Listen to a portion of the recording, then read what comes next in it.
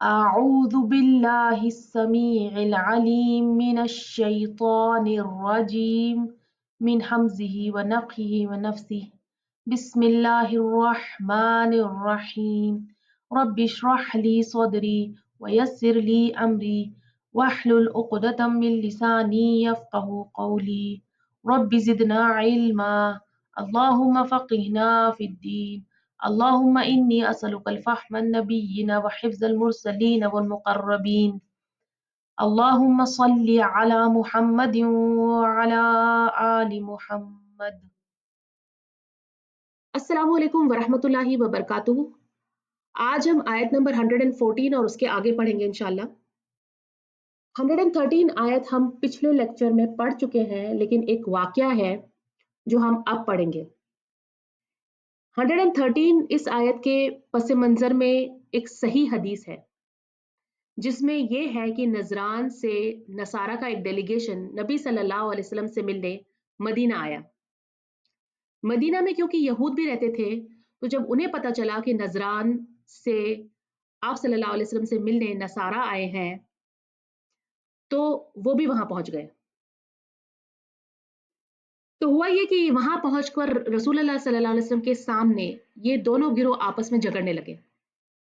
ایک شخص ان میں سے کھڑا ہوا جو یہودی تھا، اس نے نصارہ سے مخاطب کرتے ہوئے کہا کہ یہ لوگ راہ راست پر نہیں ہیں، یہ لوگ ہدایت پر نہیں ہیں، اور اس کے ساتھ اس نے عیسیٰ علیہ السلام اور انجیل اور تمام چیزوں کا انکار کیا اور کہا تمہارا کوئی دین نہیں ہے. اور یہ سن کر نصارہ غصے میں آ گئے، اور ان میں سے ایک شخص کھڑا ہوا اور اس نے کہا کہ تم سیدھے رستے پر نہیں ہو، تمہارے اپنے نبی کو بھی نہیں مانتے، کتاب کو بھی نہیں مانتے ہو. اس کے بعد اللہ نے یہ آیت نازل فرمائی. حالانکہ عیسیٰ علیہ السلام کو اللہ نے نبی بنا کر بنی اسرائیل ہی کی طرف بھیجا تھا، لیکن انہوں نے ان کا انکار کر دیا. سورہ صف آیت نمبر 6 میں جو بات آتی ہے وہ یہ ہے کہ اور یاد کرو جب مریم کے بیٹے عیسیٰ نے کہا اے بنی اسرائیل میں تمہاری طرف اللہ کا بھیجا ہوا رسول ہوں جو مجھ سے پہلے تورات میں جو کچھ آیا اس کی تصدیق کرتا ہوں، اور ایک رسول کی بشارت دیتا ہوں جو میرے بعد آئے گا جس کا نام احمد ہوگا. پھر جب وہ ان کے پاس کھلی نشانیاں لے کر آیا تو انہوں نے اس کا انکار کر دیا اور کہا کہ یہ تو کھلا جادو ہے.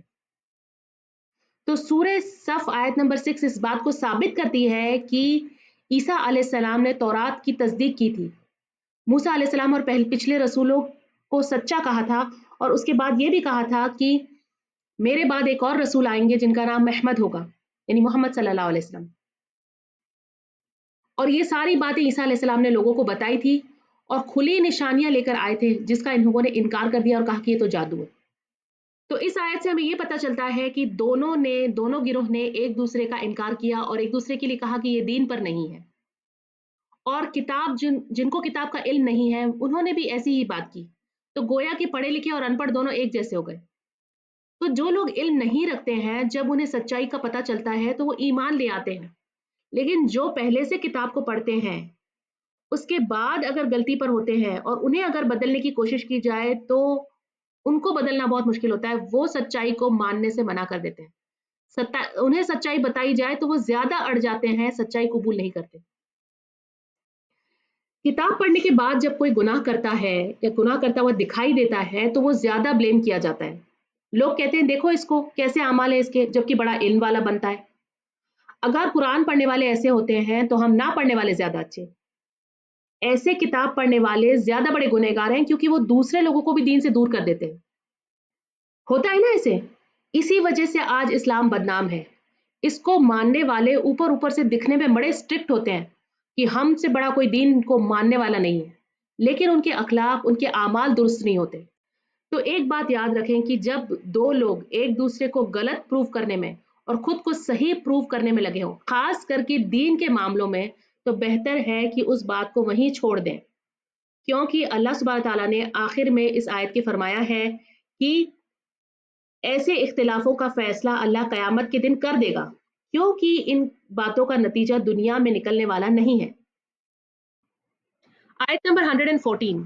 ومن اور کون اظلم زیادہ ظالم ہے ممن اس سے جو منع کرے مساجد اللہ اللہ کی مسجدوں سے अज़लमा का रूट है ज़ा लाम मीम और इसका माना है कि कौन ज्यादा जालिम है।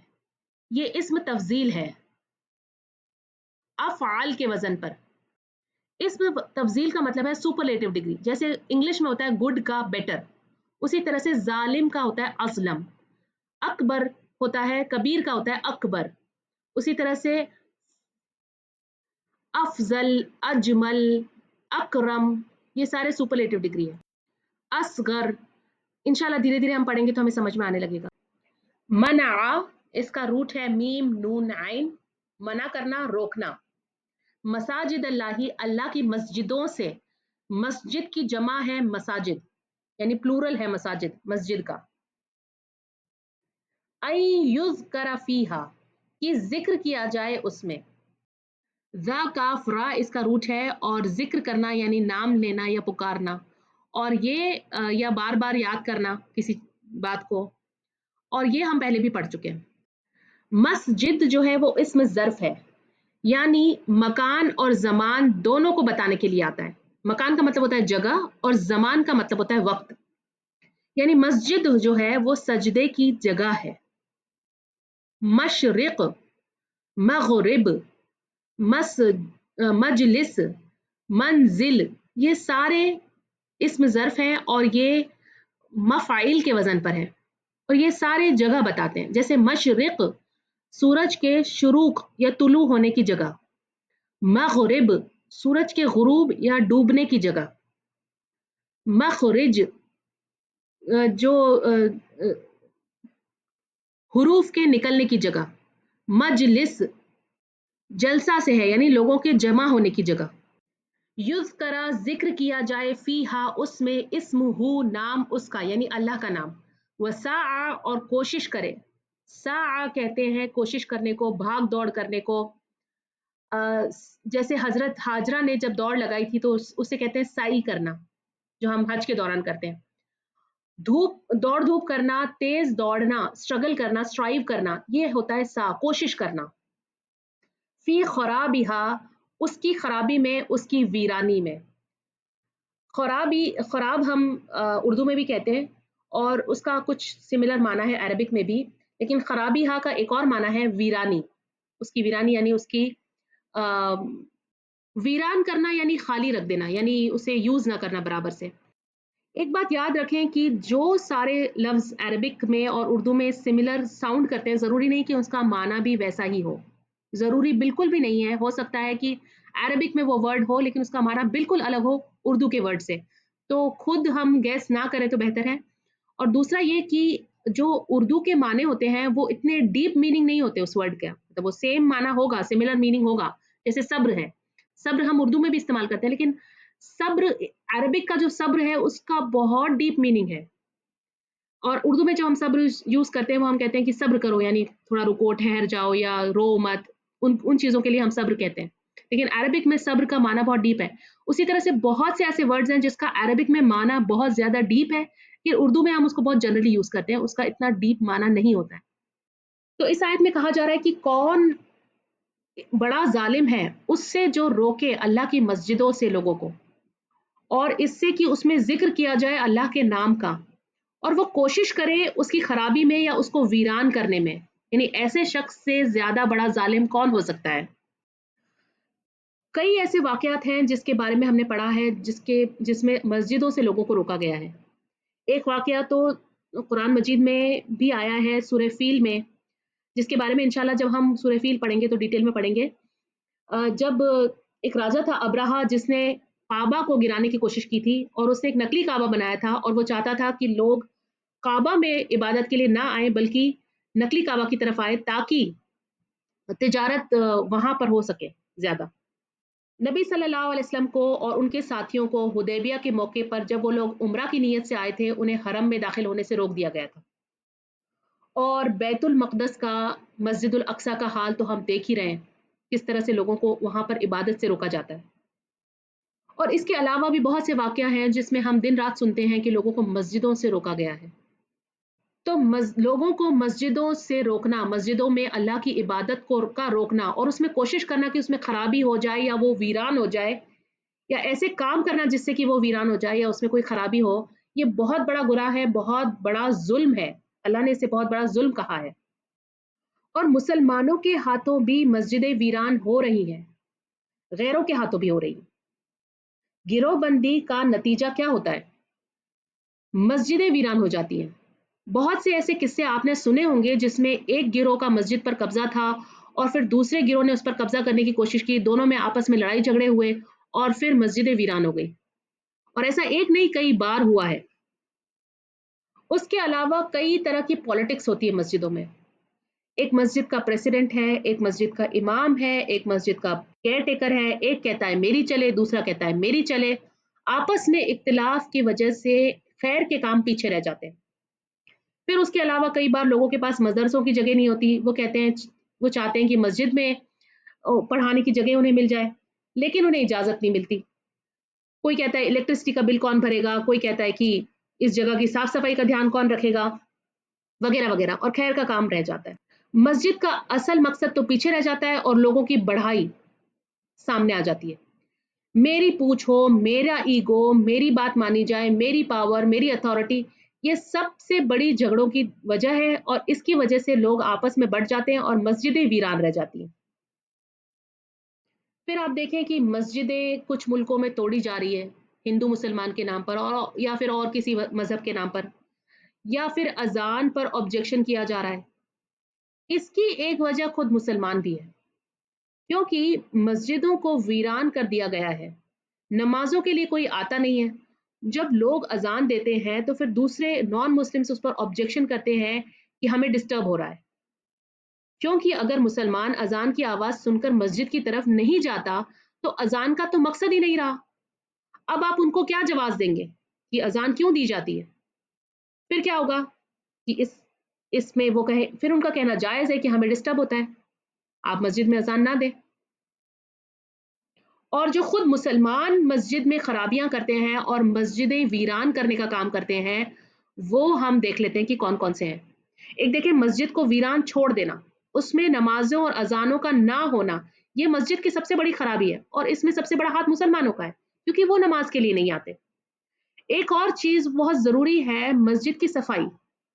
جیسے کچھ لیڈیز مسجد میں بچوں کے ڈائپر ایسے ہی چھوڑ دیتی ہیں، یا کچرا چھوڑ دیتی ہیں، یا کھا پی کر کوئی کچرا چھوڑ دیتا ہے۔ مسجد کی ریگولر صاف صفائی کا دھیان رکھنا ہر ایک شخص کی ذمہ داری ہے، اور ایک اسپیسیفک شخص بھی ہونا چاہیے جو اس کا دھیان رکھے، جو اس کی صفائی کی ذمہ داری لے۔ اگر ایسا کوئی شخص نہیں ہے تو یہ بھی مسجد کی خرابی ہے۔ مسجد میں اونچی آواز میں بات کرنا، چیخنا چلانا، گالی گلوچ کرنا اور لڑائی جھگڑے کرنا، یہ سب کچھ سختی سے منع ہے۔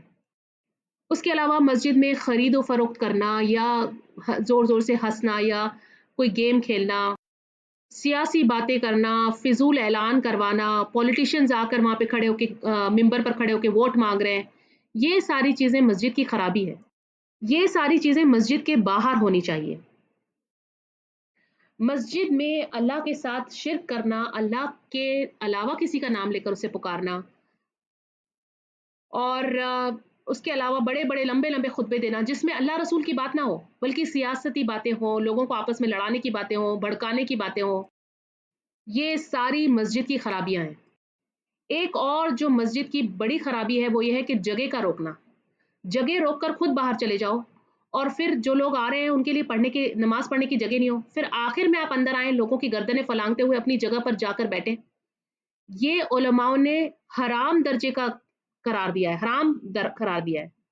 ایک اور خرابی یہ ہے کہ مسجد میں لوگ آئیں اور ہم انہیں نماز پڑھنے کی جگہ نہ دیں، یعنی ان کے لیے جگہ نہ کریں، یا تو یہ کہ وہ لوٹ جائیں یا اگلی بار وہ نہ آئیں، یہ بھی مسجد میں آنے سے روکنے میں شمار ہوگا۔ مسجد میں نماز کے وقت جب تک ایک شخص کے کندھے دوسرے سے نہ لگے تب تک آپ سمجھیں کہ مسجد میں اور لوگوں کے آنے کی جگہ ہے۔ آپ دیکھیں، کئی بار ایک مسجد پر ایک فرقے کا قبضہ ہوتا ہے، اور دوسرے فرقے کا کوئی شخص اگر وہاں آئے نماز پڑھنے کے لیے، چاہے وہ نماز ہاتھ باندھ کر پڑھتا ہو یا کھول کر پڑھتا ہو، وہ کیسے بھی پڑھتا ہو، لیکن اسے وہاں سے روکا جائے، اسے کہا جائے کہ نہیں، یہ تو ہمارے پڑھنے کی جگہ، تم یہاں نماز نہیں پڑھ سکتے۔ ایسا کرنے کو اللہ نے ظلم کہا ہے۔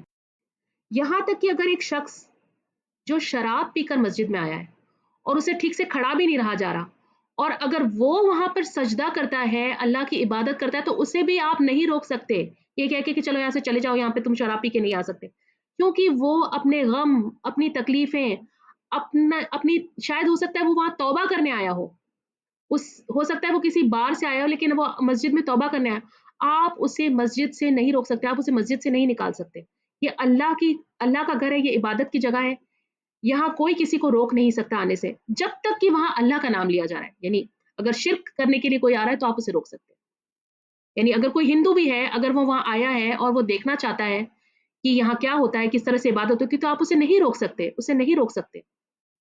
یہ ایک کرسچن لیڈی کا واقعہ ہے جو کہ ایک سچا واقعہ ہے، جو اسلام میں انٹرسٹ لے رہی تھی وہ لیڈی، اور وہ چاہتی تھی کہ وہ اسلام میں کنورٹ ہو جائے، وہ اسلام کے بارے میں جاننا چاہتی تھی، اور وہ مسجد میں آئی، اور اس وقت مسجد میں خطبہ چل رہا تھا اور وہ جینٹس سیکشن میں آئی، اور اسے وہاں سے انسلٹ کر کے نکال دیا گیا، اسے کہا گیا کہ تم ٹھیک سے کپڑے بھی پہن کر نہیں آئی ہو، یہ مسجد ہے، تم یہاں سے چلی جاؤ، اس کی انسلٹ کی گئی اور وہ وہاں سے روتی ہوئی چلی گئی۔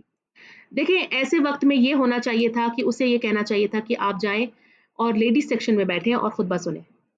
اگر اس مسجد میں لیڈیز سیکشن نہیں تھا تو جینٹس کو یہ کہنا چاہیے تھا کہ آپ یہ کیونکہ جینٹس سیکشن ہے، بڑے رسپیکٹ سے آپ اس سے کہا جا سکتا تھا کہ یہ جینٹس سیکشن ہے، آپ یہاں نہیں آ سکتی، آپ جب کہیں کوئی لیڈیز سیکشن ہو تو آپ وہاں جا سکتی ہیں، یا یہ کہ آپ پردے میں بیٹھ جائیں اور آپ خطبہ سن لیں، کسی پردے میں یا کسی سائڈ میں بیٹھ جائیں اور پھر آپ خطبہ سن لیں، یعنی ایسی جگہ بیٹھ جائیں جہاں آدمیوں کی نظر نہ پڑے۔ اور آپ سوچیں کہ اگر ایسی کوئی لیڈیز سیکشن میں آئے تو عورتوں کو اسے بہت ویلکم کرنا چاہیے، پیار سے بٹھانا چاہیے، کوئی بات اسے سمجھ نہیں آئے تو اسے سمجھانا چاہیے، کہنا چاہیے کہ آپ کے آنے سے ہمیں خوشی ہوئی، آپ اور آنا، تاکہ وہ مسجدوں میں آ سکے، مسجدوں میں آنے سے، یعنی اگر کوئی اسے یہ کہے کہ دیکھو آپ کے کپڑے ٹھیک نہیں ہیں، آپ کپڑے ٹھیک سے پہن کر آؤ، تو یہ مسجد سے روکنا ہوا، کیونکہ وہ شاید واپس نہ آئے، وہ جب وہاں ایک دو بار آئے گی، 3 بار آئے گی، دیکھے گی یہاں کے لوگ کس طرح سے کپڑے پہنتے ہیں، کس طرح سے بولتے ہیں، وہ اپنے آپ اگلی بار اس طرح کے کپڑے پہن کے آئے گی۔ یہ نارمل ہیومن ٹینڈنسی ہے، لوگ جگہ کو دیکھ کر اس کے حساب سے کپڑے پہنتے ہیں۔ آپ دیکھیں کچھ ملکوں میں عورتوں کے لیے مسجد میں نماز پڑھنے کی جگہ نہیں ہوتی ہے مخصوص، یعنی ان کے لیے کوئی سیپریٹ سیکشن نہیں بنایا جاتا ہے، یا الگ سے مسجد نہیں بنائی جاتی عورتوں کے لیے، یہ بھی عورتوں کو مسجد سے آنے سے روکنا ہوا۔ ایک واقعہ ہے جس میں نبی صلی اللہ علیہ وسلم کے زمانے میں ایک بدو مسجد نبوی میں آیا اور وہاں پر پیشاب کرنے لگا، صحابہ اس کی طرف دوڑے اسے روکنے کے لیے، نبی صلی اللہ علیہ وسلم نے انہیں روک دیا، پھر جب وہ سب کچھ کر چکا اس کے بعد نبی صلی اللہ علیہ وسلم اس کے پاس گئے اور پیار سے فرمایا، دیکھو یہ مسجد ہے، اس میں گندگی کرنے کی جگہ نہیں، یہاں اللہ کا نام لیا جاتا ہے، نمازیں پڑھی جاتی ہیں، قرآن پڑھا اور پڑھایا جاتا ہے۔ پھر آپ صلی اللہ علیہ وسلم نے ایک بڑا پانی کا ڈول منگوایا اور وہاں پر پانی بہایا۔ اب آپ سوچیں ایسا کوئی آپ کے یا میرے سامنے کرے تو ہم کیا کریں گے؟ کوئی چھوٹا سا بچہ، گود کا بچہ، اگر اس کے پیروں میں جوتے ہیں اور اس کی ماں اسے غلطی سے مسجد کے اندر لے آتی ہے تو عورتیں کس طرح سے اس کو ڈانٹتی ہے یا اس کو منع کرتی ہے، یا کس طرح سے اسے امبیرس کیا جاتا ہے۔ ٹھیک ہے، ہر ایک کی ذمہ داری ہے کہ مسجد کی صاف صفائی کا دھیان رکھے، لیکن اگر غلطی سے وہ لے آئی ہے یا تو تھوڑا اسے پتا نہیں وہ لے آئی ہے، یا کوئی بچہ کچھ کھا کر کچرا وہیں پھینک دے تو کیسے ریئیکٹ کرتے ہیں ہم لوگ؟ اس کی ماں کو کچھ کہنے کی بجائے اگر ہم وہ کچرا خود اٹھا لیں اور اپنے پاس رکھی ایک تھیلی میں ڈال لیں اور پھر اٹھتے سمے اسے ڈسٹ بن میں ڈال دیں، تو اگر وہ لیڈی سمجھدار ہوگی تو خود سمجھ جائے گی، اگلی بار وہ خود کوئی تھیلی لے کر آئے گی جس میں وہ کچرا ڈالے گی، اور اگر وہ سمجھدار نہیں ہے تو اسے پھر کچھ کہہ کے فائدہ بھی کیا ہے؟ یعنی کسی کو آپ امبیرس کریں یا اس سے لڑائی کریں مسجد کے اندر تاکہ وہ اگلی بار نہ آئے، یہ آپ کے سر پر گناہ ہو جائے گا، کیونکہ کچھ لوگ بہت سینسیٹیو ہوتے ہیں، ہمیں دھیان رکھنا ہے کہ لوگوں کی فیلنگز ہرٹ نہ ہو۔ اچھا اگر کبھی ہم کچرا اٹھا بھی دیتے تو ہم کتنا شور مچاتے ہیں، کتنا لوگوں کو بتاتے ہیں دیکھو ہم نے کیا کیا، دیکھو لوگ کس طرح سے گندا چھوڑ کے جاتے ہیں، ہم نے اٹھایا کچرا۔ ارے بھائی، آپ نے جو کچھ کیا وہ اللہ کی رضا کے لیے کیا، اگر آپ اگر آپ اسے بتائیں گے لوگوں کو تو آپ اپنا اجر کھو دیں گے، کیونکہ اللہ کے پاس محفوظ ہے ہر ایک چھوٹی سی چھوٹی نیکی ہماری، جب ہم وہاں پہنچیں گے تو ہمیں اس کا حساب اور اس کا اجر مل جائے گا، تو اسے شور مچا کر ضائع نہ کریں۔ اولئک یہی لوگ ہیں، ما نہیں کانا ہے لہم ان کے لیے، ऐ यदखुलूहा कि वो दाखिल हो उसमें इल्ला खाशिईन मगर डरते हुए। माँ और इल्ला अगर एक ही जुमले में एक साथ आ जाए तो माँ का माना हम नहीं करेंगे। यदखुलूहा का रूट है दाल खा लाम, उसका माना है वो घुस यानी वो दाखिल हो उसमें। दाखिल और यदखुलू दखला आप इससे समझ सकते हैं, उर्दू में भी दाखिल हम पढ़ते हैं। खाइफीन खौफ से है, खाफ खा वाव फा इसका रूट है, डर से है, डर को कहते हैं, खौफ भी हम उर्दू में कहते हैं। तो मस्जिद का हक ये है कि हम मस्जिद में जब दाखिल हों तो अल्लाह से डरते हुए दाखिल हों कि कहीं मुझसे अल्लाह की कोई नाफरमानी ना हो जाए, कहीं मैं अल्लाह को नाराज ना कर बैठूं, कहीं ऐसा ना हो कि मेरी नमाजें कबूल ना हो, कहीं ऐसा ना हो कि मैं रियाकारी कर बैठूं कि मैं मस्जिद में दिखावा करूं अपनी इबादत का या अपने कपड़ों का या अपने जेवर का या किसी भी चीज का। लहुम उनके लिए फिद दुनिया दुनिया में खिज्युन रुसवाई है, डिसग्रेस है। खिज्युन का रूट है खाजा या, हम पहले भी पढ़ चुके हैं। वलहुम और उनके लिए फिल आखिरती आखिरत में अजाबुन अजाब है अजीमुन बहुत बड़ा। तो मस्जिदों से लोगों को रोकने वालों के लिए, मस्जिदों के अंदर खराबी की कोशिश करने वालों के लिए, मस्जिदों को नुकसान देने वालों के लिए दोहरी सजा है। दुनिया में भी उनके लिए रुसवाई है और आखिरत में उनके लिए बहुत बड़ा अजाब है। मस्जिद अल्लाह का घर है, अल्लाह की इबादत की जगह है। यहाँ सजदे किए जाएं, नमाजें पढ़ी जाए, कुरान पढ़ी जाए, कुरान पढ़े और पढ़ाए जाएं, दीन की दावत दी जाए, दीन पढ़ाया जाए, खुतबे वाइज वगैरह की जाए, लोगों को अच्छी बातें बताई जाए, बच्चों के लिए कोई अपलिफ्टमेंट के या सोसाइटी के अपलिफ्टमेंट के कोई प्रोजेक्ट्स हों तो उसके लिए वहां पर कुछ काम किया जा सकता है।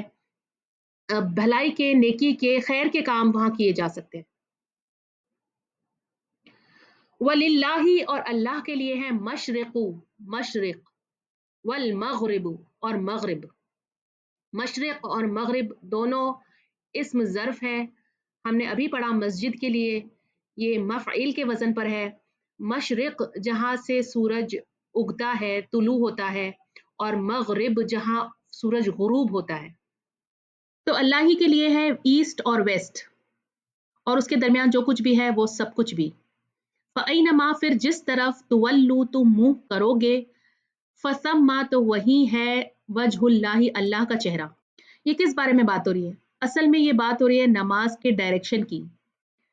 आगे आने वाली आयतों में इस टॉपिक के बारे में हम डिटेल में पढ़ेंगे, और पीछे से आपने देखा है कि सजदे की बात हुई, नमाज की बात हुई, मस्जिद की बात हुई, यानी ये धीरे धीरे हमें उस टॉपिक की तरफ लाया जा रहा है, नमाज की तरफ लाया जा रहा है। इससे पहले की आयतों में हमने पढ़ा कि जो अपना चेहरा अल्लाह को सुपुर्द कर देता है, यानी सजदे में गिर जाता है, और जो शख्स सजदा करता है वो अपना चेहरा जमीन पर रख देता है, और सजदे में सर रखने के बाद इंसान को और किसी का चेहरा नजर नहीं आता। लेकिन जब हम सजदे में सर रखते हैं तो आपको पता है क्या मिलता है हमें? हमें कयामत के दिन अल्लाह का चेहरा देखना नसीब होगा। यानी जो अपना चेहरा अल्लाह को सुपुर्द कर देता है उसको अल्लाह का चेहरा कयामत के दिन देखना नसीब होगा। तो इस आयत में अल्लाह सुब्हानहू तआला फरमा रहे हैं कि सारे डायरेक्शंस अल्लाह ही के लिए है, यानी जिस भी तरफ तुम रुख करोगे और अल्लाह को ढूंढोगे तो वहीं अल्लाह का चेहरा मौजूद पाओगे। तुवल्लु का रूट है वाव लाम या, और इसका मतलब है मुंह को मोड़ना या फेरना या उस तरफ रुख कर लेना। तुवल्लु निकला है वल्ला युवल्ली से। इसका माना है कि ना सिर्फ खुद मुड़ना बल्कि दूसरों को भी मोड़ना। तो तुवल्लु से माना ये बनता है कि अल्लाह सुब्हानहू तआला ये फरमा रहे हैं कि जब तुम अल्लाह की तरफ रुख करते हो, जब तुम नमाज के लिए खड़े होते हो, तो ये नहीं कि तुम सिर्फ अपना मुंह अल्लाह की तरफ मोड़ते हो, बल्कि तुम औरों को भी अल्लाह की तरफ मोड़ते हो, औरों को भी अल्लाह की तरफ दावत देते हो, नमाज की तरफ दावत देते हो। कौल से नहीं, बोल कर नहीं, बल्कि सिर्फ अपने अमल से उन्हें अल्लाह की तरफ दावत देते हो। कैसे? देखिए, जब भी आप नमाज की तरफ जाते हैं तो जो भी कोई आपको देखता है उस पर कुछ ना कुछ असर जरूर होता है। जब आपको लोग पाबंदी से नमाज पढ़ते हुए देखते हैं, उनके दिल में जरूर एक ख्वाहिश होती है कि काश मैं भी नमाज पढ़ूं। नमाज पढ़ने का ख्याल जरूर आता है, या वो सोचते हैं कि अरे ہمیں بھی پڑھنی چاہیے، یا کسی پر کم کسی پر زیادہ، لیکن اثر ضرور ہوتا ہے۔ جب آپ کسی گیدرنگ میں ہوتے ہیں اور آپ نماز کے وقت پر کھڑے ہوتے ہیں اور آپ نماز کے لیے جاتے ہیں، تو آپ صرف خود نہیں اٹھتے ہیں بلکہ اوروں کو بھی نماز کی دعوت دیتے ہیں بنا کچھ کہے۔ پھر وہ پڑھیں یا نہ پڑھیں، ہو سکتا ہے شیطان ان پر حاوی ہو جائے اور وہ نہ بھی پڑھیں، لیکن اس کا اثر ضرور ہوتا ہے۔ جیسے اگر کہیں کوئی آدمی، اسے نماز پڑھنے کا وقت ہو جائے اور اسے نماز پڑھنے کی جگہ نہ ملے اور وہ پارکنگ لاٹ میں مصلی بچھا لے، یا ایئرپورٹ پہ کسی کارنر پہ کھڑا ہو کر نماز پڑھنے لگے، یا بس اسٹینڈ پہ یا ریلوے اسٹیشن پہ کسی سائڈ میں جا کر نماز پڑھنے لگے، یا وہ روڈ سائڈ پر کسی فٹ پاتھ پر یا کہیں نماز پڑھنے لگے، تو جو بھی آتا جاتا شخص اسے دیکھتا ہے اس کے دل میں بھی نماز پڑھنے کی خواہش ہوتی ہے۔